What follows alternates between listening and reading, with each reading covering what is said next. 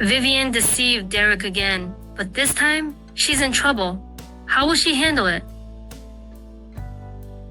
On a sunny morning, Peter and Vivian went through their divorce proceedings.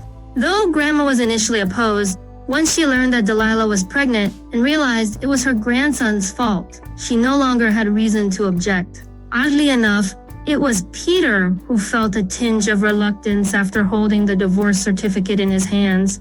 Back home, Vivian finally let out a long breath of relief. Having ended this 5-year marriage that existed in name only, she went to bed early.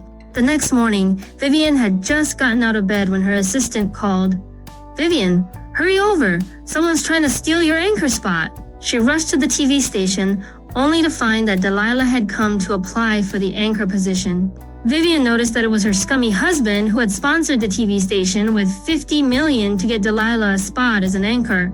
On camera, Delilah kept hogging the spotlight and straying from the script during live broadcasts. And when she made critical mistakes, the station director turned around and blamed Vivian. "You're the most experienced here. Why didn't you help her out?" Furious, Vivian shot back. "Director, if I can secure $50 million in investment, can we kick that other woman out of the station?" The director, skeptical, replied, "If you can bring us $50 million too, you call the shots." "Deal," she said. Vivian flipped through her contacts. Her parents' outs. She was their child from a remarriage, and since childhood, they'd resented her over a misunderstanding, believing she'd killed their unborn son. Her half-sister had always seen her as a thorn in her side, so her maternal family was no possibility. As for her ex-husband's family, though Grandma Cat had raised her, admired her, and even arranged her marriage to her grandson, she was still an outsider. She couldn't ask Grandma for help again. Few of her friends could pull in $50 million now, except for him, Derek.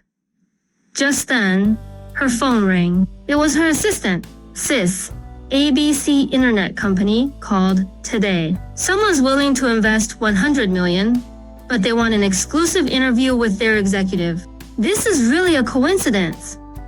She hurried back to the station. Her assistant handed her the interview materials, but she froze when she saw them. The executive to be interviewed was none other than that man, Derek. The interview location wasn't the station or an office, but the villa she'd once given him. Vivian hesitated, then finally decided to take the interview. Subscribe to stay tuned for what happens next.